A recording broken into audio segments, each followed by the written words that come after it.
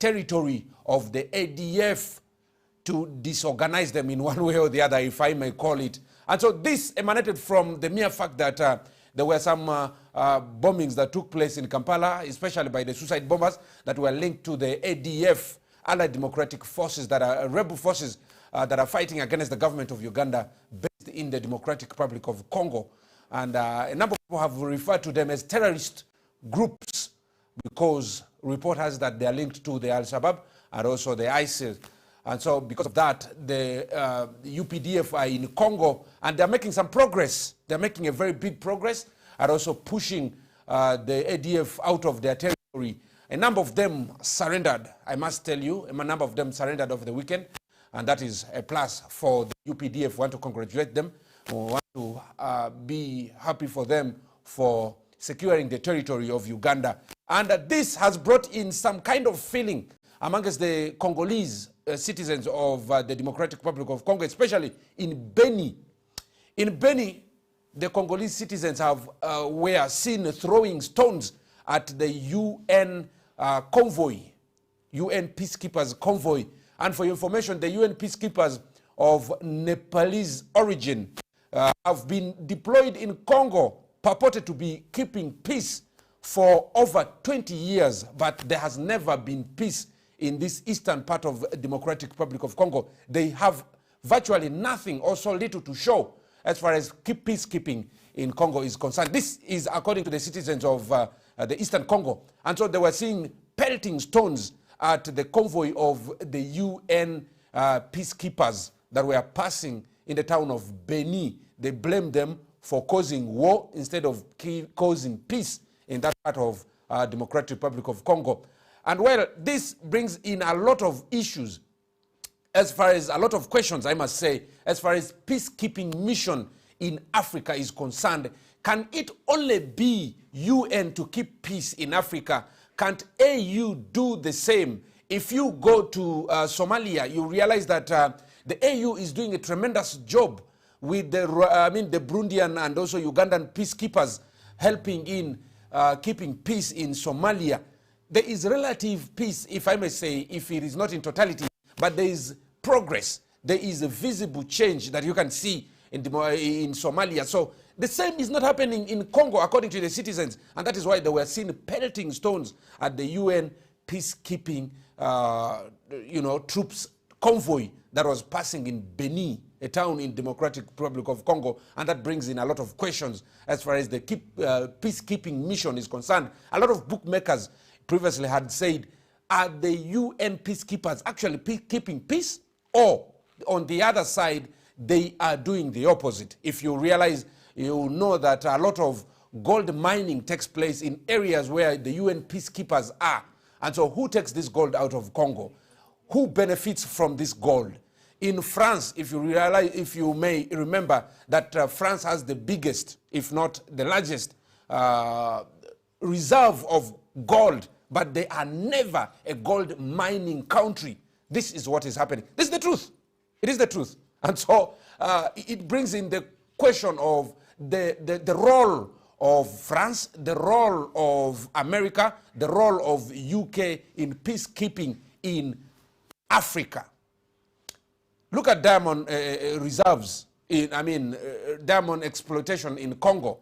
Look at the timber business in Congo. All this is done by foreigners. And look at the state of the Congolese that are living in Democratic Republic of Congo. So pathetic, so appalling. Every month, if not every year, they keep running away from their territories because of rebel attacks. Who gives these rebels the arms? Who gives these rebels the guns to fight against these governments? If it is not the peacekeepers that come to the Democratic Republic of Congo. And so these are some of the questions a lot of people keep asking themselves. Is it the peacekeepers giving the guns, or the rebels get the guns in their own way? And where do they pass with the guns from? Because a number of these countries are allies to each other. The South Sudan is an ally to Uganda. The Congo, if you remember, the current president of the Republic of Congo, Felix Tshisekedi, also met with the president of the Republic of Uganda, President Yoweri Museveni Kaguta, to discuss bilateral relationship issues. And this was actually one of which was the issue of the ADF and how the two countries can do business together. The same applies to the South Sudan and also Uganda, in which they had discussions and stuff like that. And so if you look at all these issues, you realize that there's something which is fishy, something which is not going on in the right direction. Somebody is lying to the Africans, and it is high time the African countries woke up to take the mantle, to keep the peace themselves. And also the citizens should know that armed conflict is not the solution to good governance.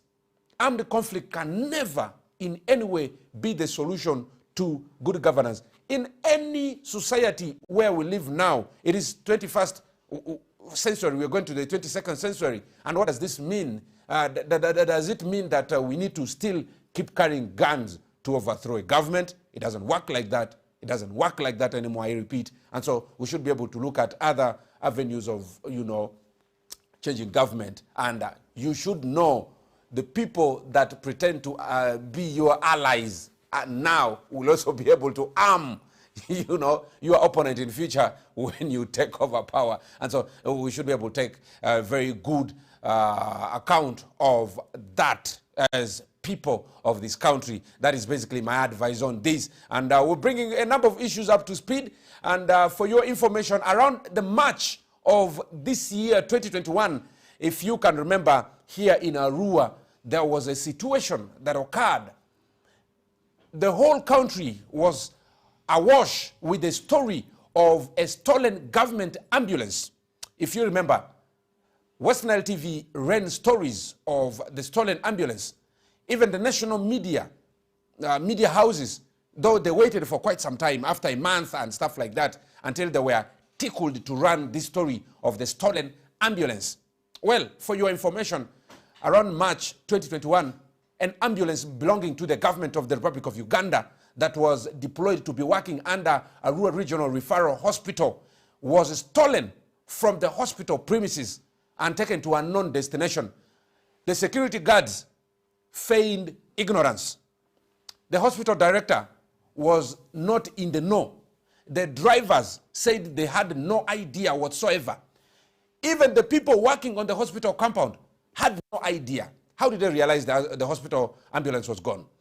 The then RCC, Martin Oroch, who currently is the RDC of Maniokolo district, requested that the Arua Regional Referral Hospital administrators help them with an ambulance.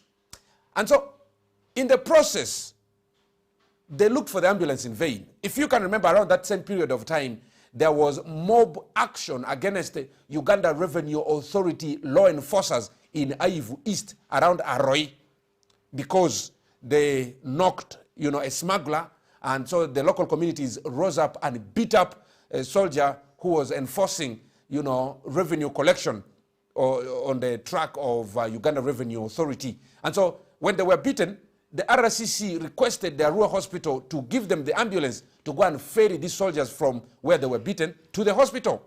And that is when they realized the ambulance was actually gone.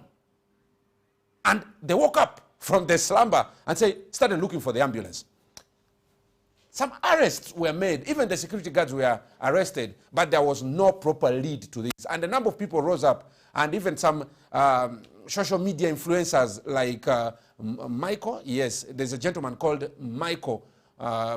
He actually rose up and started making a lot of noise, making leads. He's based in Congo, by the way. He's a Ugandan based in Congo. And so he said he saw the ambulance leave Uganda into Congo, but he does not have powers to get the ambulance from Congo. It can only be done by a bilateral relationship between probably the RDC Arua or RCC Arua and also the officers in Congo. And so that remained, the noise continued up to now.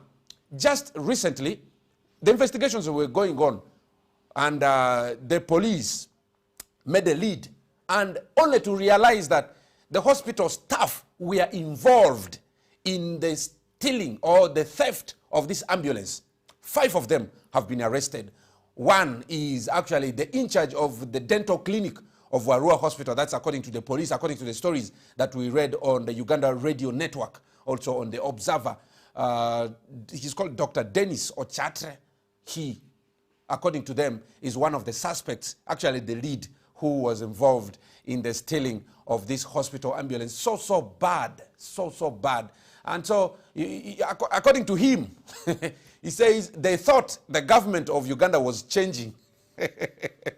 What a funny story. The government was changing, and so they sold the government ambulance at an ambulance of around 300 million shillings so that they can be able to have a comfortable exile when the government changes. So, are these guys not part of the ADF? Because, let me ask, I'm just asking, are these hospital employees, not the 5, are they not part of the ADF? Because this ambulance was stolen and taken to Congo. And according to them, their reason is they actually stole this ambulance to sell it so that they thought the government was going to change. And yes, the government was going to change. And when they run to exile, they can have some money on themselves to enjoy their exile life. This is my point. These gentlemen should, 1, be charged with the theft of the ambulance, and also 2, be charged with terrorism, because they are, in my view, part of the ADF who want to overthrow the government of Uganda. That's my view. What do you think? You can leave a number of questions on our Facebook page, and we get talking as far as this is concerned. And so, if you look at the statistics, research has shown that about 18 mothers die while giving birth. Some of the reasons include lack of ambulance to transport them to the distant health centers. And so if an ambulance of such nature is stolen from a government referral hospital of such nature, with administrators, with board members and stuff like that, in a hospital that is trusted, yeah, what does this mean? If you remember, an octave, yeah, was stolen. A number of hospital equipments were stolen and some recovered. One was recovered in Pakwach and another was recovered in a private health center here in Arua Hospital. This is not a one-off situation. Don't be surprised one day you realize that Arua Hospital land has been sold to investors. Don't be surprised. I'm telling you. Because if a situation, it has been drugs. From drugs, they reached to, an octave machine. They reached to, microscope. They reached to a number of other equipments that were stolen from the hospital.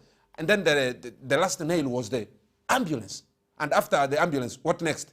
We realize that the title of the land of the hospital belongs to a private person. Don't be surprised. I'm telling you the truth.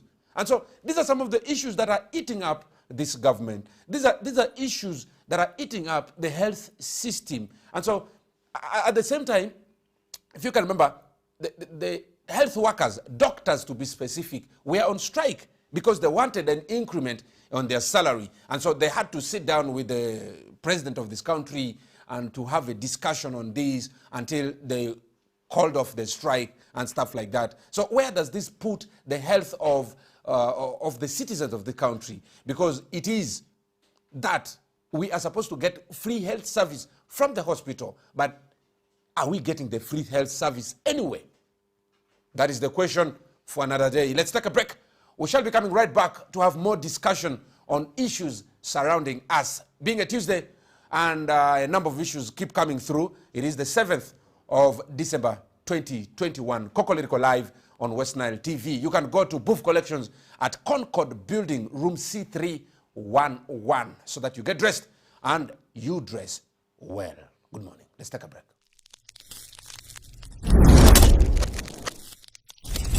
West Nile TV. May you dare ingamwa. To either be led and shepherded by Jesus Christ. Radio Network. He is also with the West Nile Press Association. Viewer, and welcome to the Viewpoint on West Nile Television. On the 19th of December 1993, and was ordained a deacon. That is absolutely fantastic. Hey, why aren't I up there? My heart, say you love. I've watched the Sports Club when that saga of Mbabazi. West Nile Television is regulated by the Uganda Communications Commission.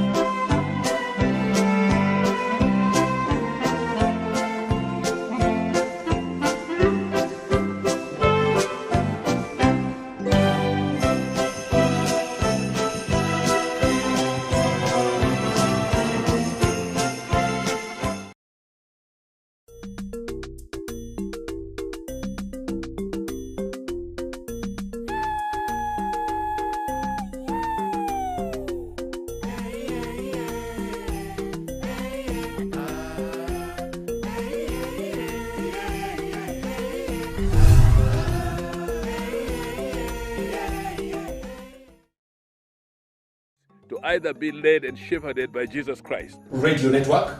He is also with the West Nile Press Association. Viewer, and welcome to the Viewpoint on West Nile Television. On the 19th of December 1993 and was ordained a deacon. That is absolutely fantastic. Hey, why aren't I up there? My heart say you love. I've watched the Sports Club when that saga of Mbabazi.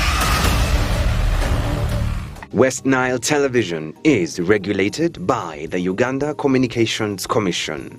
Coming up next.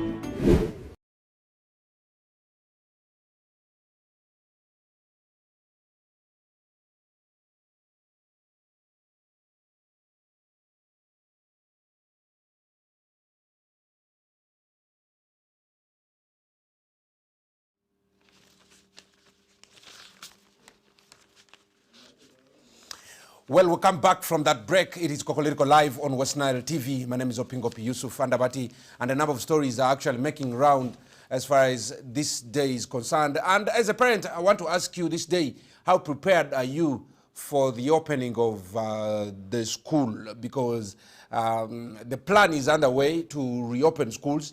And so with that in mind, you should be able to also plan yourself as well, because a number of people are thinking, well, the government has not come out clearly on the issue of opening of schools.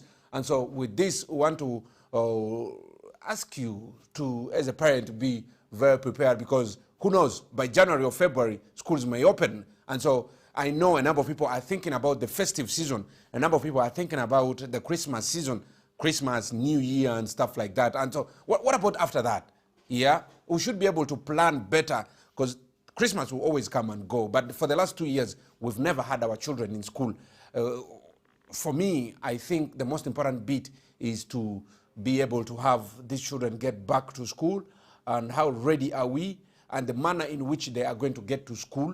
All these and other issues should be able to be of great importance for us as as citizens of this country, so that we can be able to have a better issues to handle in future. But the aspect of COVID-19 is still one very big issue that needs to be brought to question, because you will believe with me that COVID-19 is real. In other countries, the third wave is already on, and there's a new variant actually altogether that is very common in South Africa and also in other European countries. And so with this, we need to, as a country, get ready and also be able to see which direction to take. But in my view, COVID is here to stay. There's nothing much we can do. We can only live with COVID, coexist, the same way we've been living with HIV/AIDS and stuff like that. The government should be able to look in that direction, not to impose more lockdown and stuff like that. But the most important bit for me and also for you is to take the jab. The jab is there. It is in these health centers. Go there, talk to the LC1, talk to the LC2, talk to probably the LC3, the leaders that you have. They could be able to give you a directive on where this can be accessed And so that is the most important thing for you this very day today. And earlier on, we were talking about some ADF rebels that actually surrendered to the Congolese army and also to the UPDF, because this operation is done hand in hand with the Congolese government and also the government of Uganda. And so around a number of them surrendered, though the leader was missing. I don't know if he was gunned down or there was something else, but they gave a number of leads into the operations that they've been carrying out and stuff like that. And so this could help us as a country to move in the right direction. And this can be of great importance for us as we move forward, okay? And for your information later on, we'll be having also our whistle time will be coming in at 2 p.m. But for your information, Ondoparaka FC will be playing a game later on at the Greenlight Stadium. That will happen later on. I think they're taking on Toro or something like that. And so those who will be going there, you can come through. And West Nile TV will be able to bring for you updates on time, anytime the game starts. And so those are some of the issues that will be happening later on as far as the day today is concerned. And also for your information, anytime from this week, we'll be able to bring for you some reports, district reports from various districts. I talked about this last week, and also I want to keep letting you know that they are doing all they can to keep bringing in reports from the various districts and stuff like that. And so I was in an interaction with the leadership of Madi Okolo district, and so they actually had told me that the main challenge that the people in Madi Okolo district are facing now is the issue of water, clean water, especially when it comes to December and also coming to January. You realize that there is the aspect of water shortage that occurs in Madi Okolo, Madi Okolo district. And this could be because, especially the lower belt, let alone the upper belt, the areas of Rhino Camp, Rigbo, down that side, though some NGOs have come up to help with the aspect of drilling boreholes in that community, but not so many of them are in the communities because they have to walk quite a distance to be able to bring in, to be able to fetch some water. If you go to specifically areas of Bandili, there's still the stretch between, they call it Maili Mudri, yes, Balala, from Balala to Yoro, that area in between there, there's still the aspect of water shortage. That is according to the leadership of Madi Okolo district, and that's basically what they told me. And so with this, the leadership needs to look into this. Madi Okolo district hosts refugees. They should be able to map out areas where there's shortage of water, areas where probably boreholes have broken down, water system is not up to date, and have a discussion with the NGOs that are helping refugees, because these services are for both the host communities and also the refugees. If an area where host communities are settled do not have sources of clean water, it gives in a lot of questions. It brings in a lot of questions as to the services offered by these NGOs, these partners in helping the refugees and also the host communities. And so for me, there needs to be a better approach so that this can be able to brought to book. And so those are some of the issues that need to be discussed holistically. And also what comes from that part of the district is the aspect of Simsim. Yeah, Simsim production in West Nile region is actually largest in Madi Okolo district. And so if you are intending to have, business in Simsim, you can as well go to Madi Okolo district and so have links with the people that side so that they can be able to help deal with you in the aspect of Simsim business, because Simsim production almost it's coming to the production time. Yeah, by the mid of this month we'll be able to expect massive production of Simsim from that part of the region. And basically, that is all that I could be able to bring you as far as this is concerned. We'll take a brief break, and when we come back, we'll be diving deeper and also be able to conclude a number of stories that I have here with me. And let's take a break. We'll be coming right back.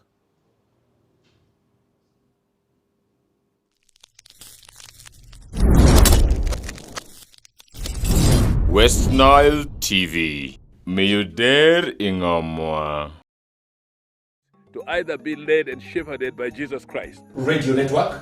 He is also with the West Nile Press Association. Viewer, and welcome to the Viewpoint on West Nile Television. On the 19th of December 1993 and was ordained a deacon. That is absolutely fantastic. Hey, why aren't I up there? My heart say you love. I've watched the Sports Club when that saga of Mbabazi. West Nile Television is regulated by the Uganda Communications Commission.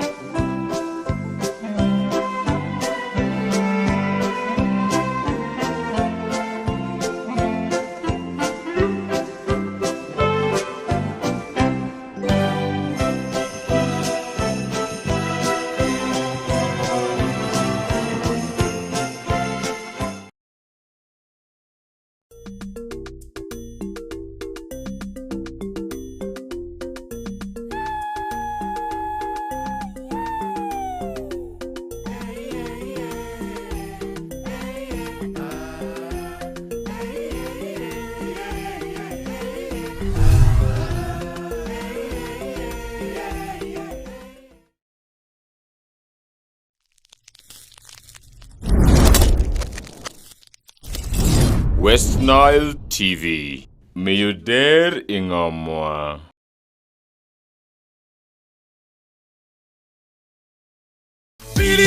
Yoleng, nothing more better.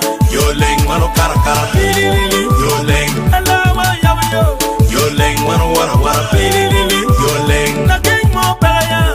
Yoleng, mano cara cara. Yoleng, alawa yawo. Yoleng, mano wara wara. Yoleng, nothing more better. Yoleng, mano cara cara. Yoleng, alawa yawo. Yoleng, mano wara wara. Ariyamo nigiria. Lubaye koya adwara mo nigi dwara lubaye koya utero long mona nigi tweya lubaye koya muwili wa bili nigi tweya lubaye koya kaan lubaye kwara beitema kaan oleye kwara beitema kaan lubaye kwara beitema kaan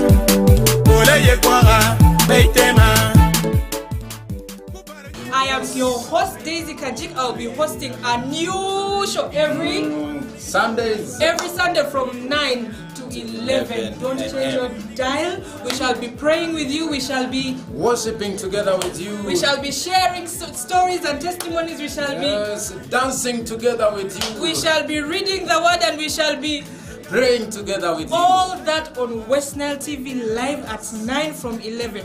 Call your grandfather, call your grandmother, call your sisters all. Call your auntie and call your brothers too. Call your cousins and call your stepmothers too. Uncle and stepfather, and also everybody in there. This is a family show, and would want to worship with you, want to pray with you, because we are a family, and without you we cannot be a church. Church is you, I, and him, and everybody. So come, let's enjoy this show. Come, let's share about this show. And like I said, I am Daisy Kajik, Anyaro Yeyo, Zombu, Shoni Jupatoi, East. Ubin. But before I even go to the local one, let me also introduce my co-host. And Feta Emmanuel is my name.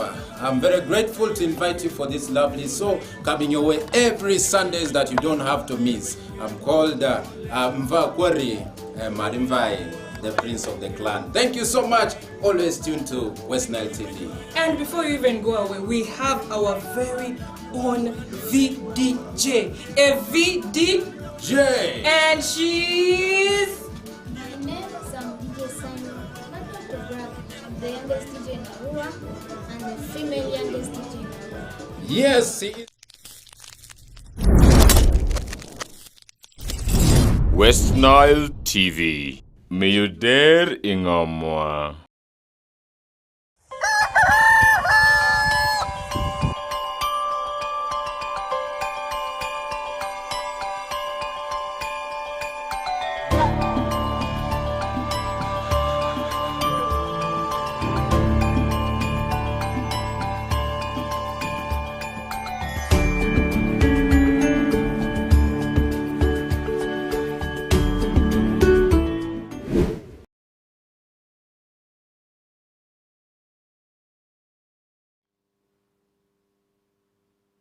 Welcome back from that break. It is Kokoliriko live on West Nile TV. My name is Opingopi Yusuf Andabati, and this very morning we want to bring up to speed a number of issues happening in our communities, and especially for travelers that go from Arua to Kampala. You realize that the section of road from Oloyo, let's say from Karuma to Arua, between Karuma, Oloyo, Pakwach to Nebi, this stretch of the road that was worked on in 2004 has actually developed very, very big problems. And this road, from that side, from Karuma up to, Arua, was worked on at around 100 billion, stuff like that, Ugandan shillings. And so from 2004 to date, how many years are those? Yes. And so it has actually developed a lot of problems and a lot of potholes going through, causing a lot of delays on the road and stuff like that. And so there is a company, China Communication Construction Company Limited, has actually been contracted to do repairs on this road, but a section of it has not yet been done. And so this has brought in a lot of, problems for people who you ply this route every day, especially bus owners and also business owners, people who deal in business. And so this is one issue that the government needs to look into so that they can be able to, do repairs on the road and something can be done on that. Though Ms. Alan Kajina said this will be done, it's already work in progress, but we want to urge them to be able to speed up this process so that the citizens in this part of the country can be able to benefit from, the businesses that they do, and this can be able to bring in a lot of economic benefit for the people here. Because the main reason as to why the road construction was undertaken, if you can remember, during the launch, way back in 2004, President Museveni said this will ease transportation of goods and services from the central business capital of Kampala to the rest of the country. And also it can ease, transportation of the same to probably South Sudan and Democratic Republic of Congo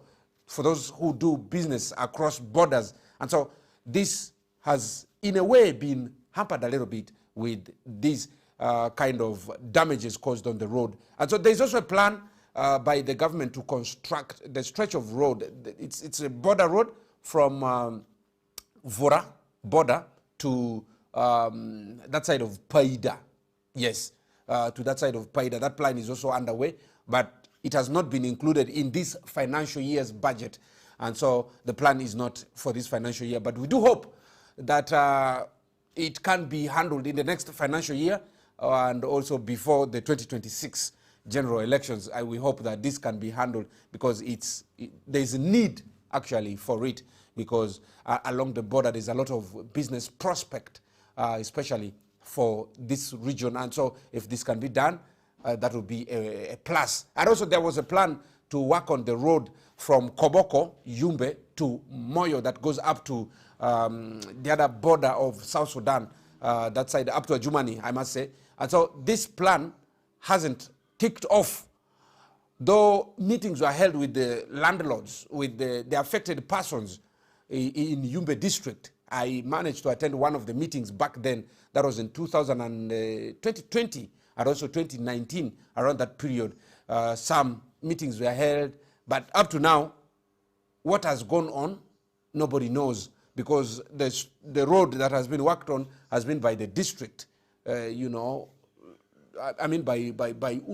But the expectation was to have a tarmac road from Koboko through Yumbe through Moyo to Jumani that side, because the plan was there. The money was approved by, got from World Bank funding, yeah. And so this needed to be done yesterday, because according to the contractors and also according to the officials on ground, they said it was COVID that delayed it. But do we have to leave some of these projects because now COVID is there?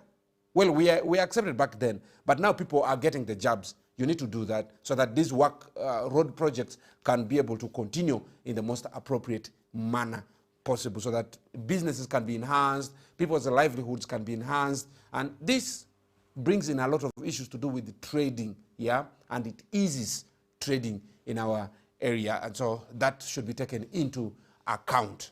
Very, very important for us this very day to be able to have a sharing on it, so that other projects can as well be carried on. Now, there was a time, if you can remember, when we went with the State Minister for Privatization, Honorable Evelyn Anite. That was during the period when they were moving around the country to be able to identify a potential piece of land of around 500 acres to put up an industrial park in the region. We started from Nebi, we came to Madiokolo district, down in Rhinokem sub-county. We went to, Koboko, where the State Minister for Privatization, Evelyn Anite, had her factory, Sabun Savo factory in Koboko municipality. And so after that, discussion, we went to Yumbe. Well, I'll be telling you more about business prospect of that nature, or the discussion she had at that point. Now, when we went to Yumbe, before we reached the land, the 500 plus acres of land that was supposed to be for putting up industrial park, we went to the mango factory. The excuse was there was no shareholding deal over this very mango factory. It was launched, purported to be working by the president, if you remember, in January, before the general election. And so up to now, it has never worked. One mango season down, it has never worked. The pavements on the compound have never been done. It's dusty. Now, the toilets have not been fixed. The fence has not been fixed, not even the gate. So how did the president actually launch a project that has not been fully constructed? It brings in a lot of questions of politicking a lot of projects in this country. The president was actually hoodwinked to launch this for the benefit of the local leaders, to say, yes, we have brought the president to launch the mango factory, it will start working, yet 1 year down the road, it is not working. So the people, the handlers of the president, should be able to see into these matters critically, because it tarnishes the image of the president, by the way, for your information. It tarnishes the image of the president that he is launching projects that have not been fully worked on. This is something, the same applies to the hospital in Yumbe.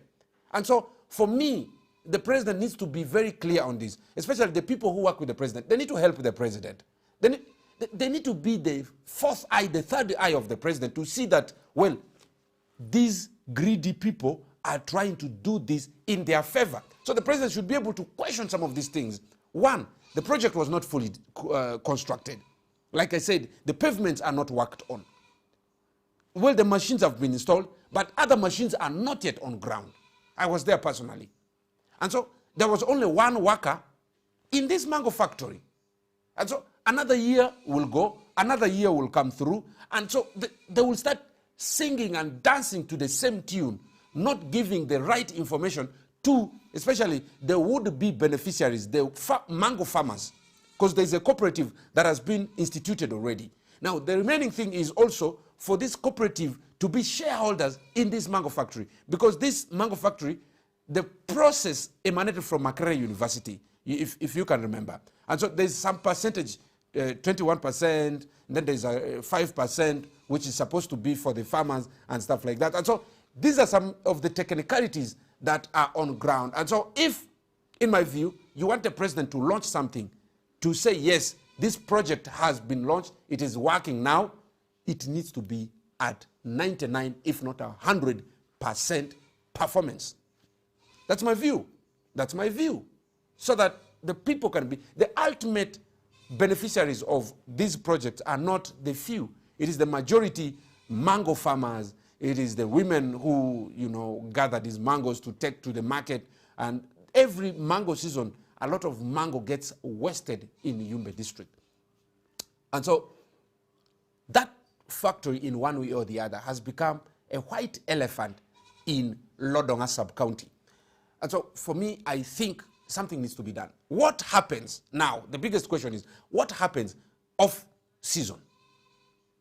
Are they going to collect enough mangoes to be used off season, or the factory cannot work off season? Because our mangoes in West Nile are seasonal.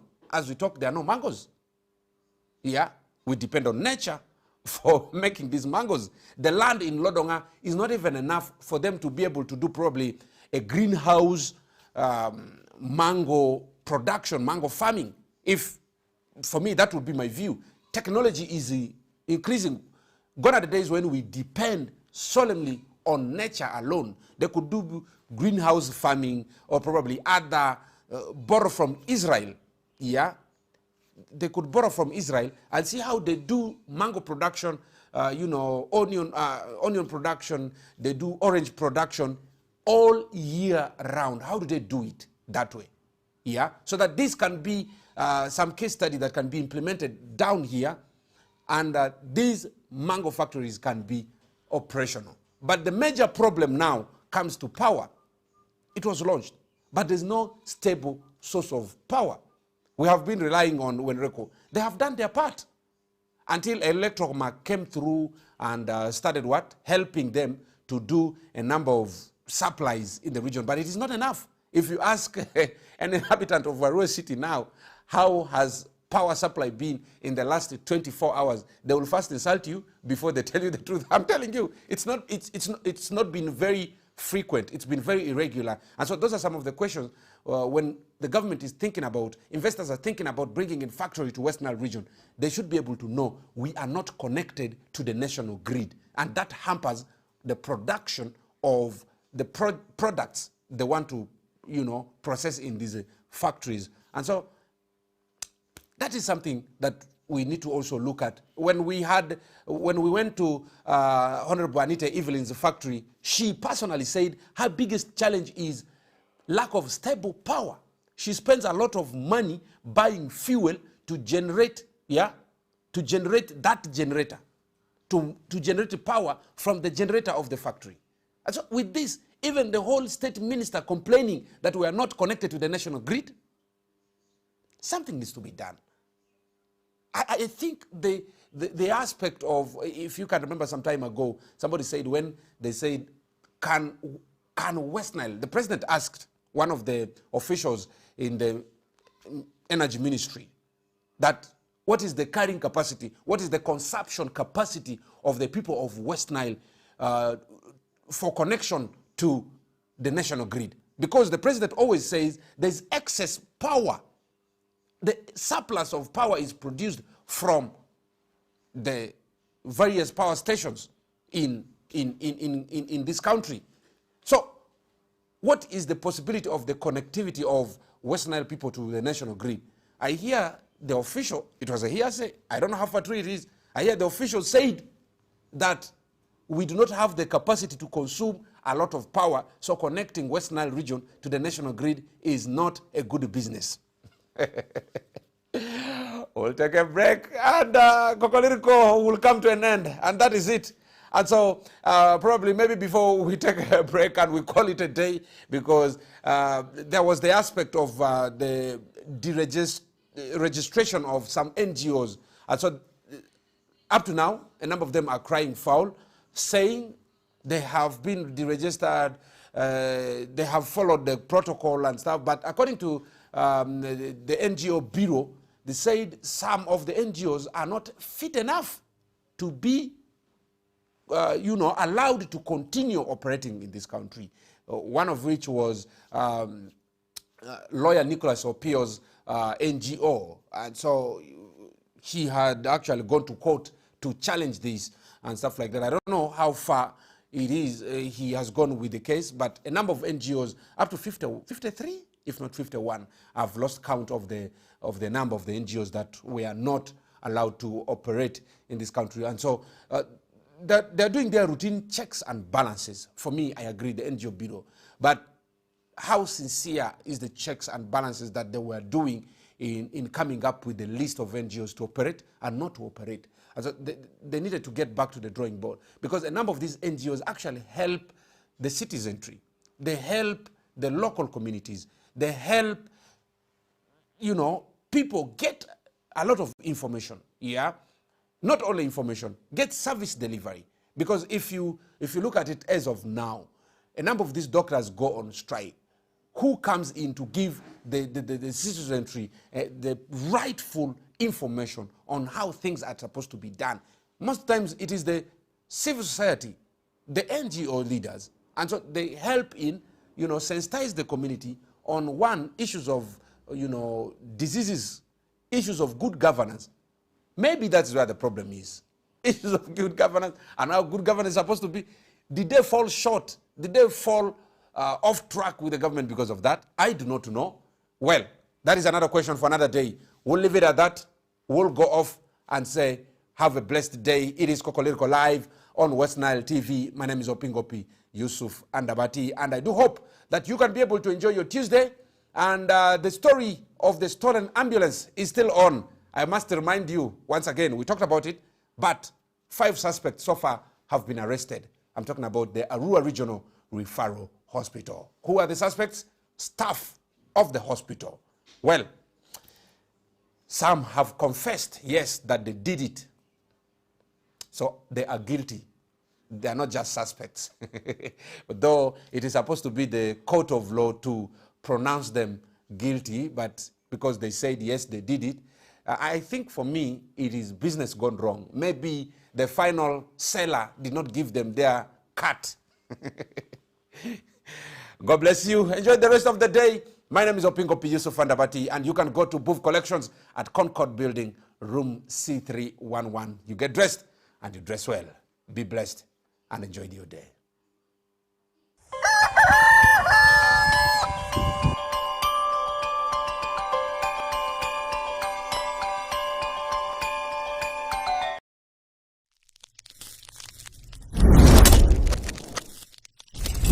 West Nile TV. May you dare ingomwa.